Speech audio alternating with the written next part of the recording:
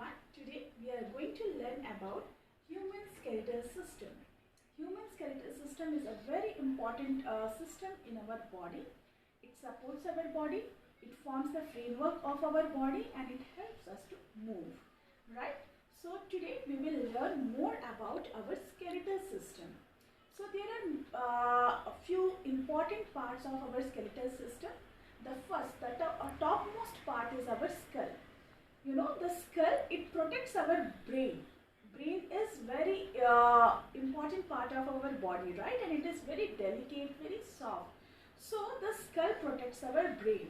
And if you see the skull, okay, the skull is made up of 22 bones, where on the upper part of our skull there are 8 bones joined together, and in other rest part there are 14 bones, right?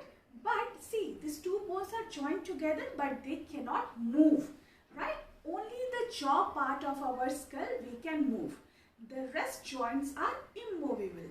Now, after the skull, let's come to our vertebral column. So, our vertebral column or our backbone or our spine, right? It is made up of 33 small bones. These small bones are called vertebrae. They are joined together.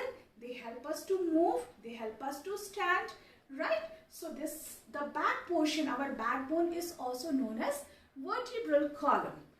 Vertebral column protects our spinal cord. Okay. So after vertebral column, let's come to our ribs.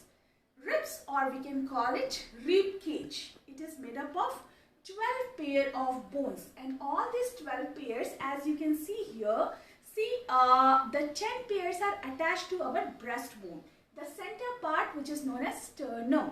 So 10 pairs are attached to our breastbone, and rest 2 bones, okay, of our rib cage are floating bones.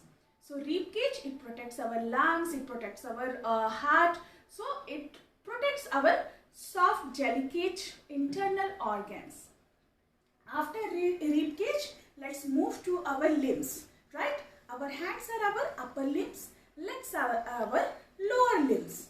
If you see the leg part, right? Our lower limb, it is attached to our hip, and the longest bone is present in our hip, in the upper portion of our leg, right? And this bone is known as our femur. Femur bone is the longest bone.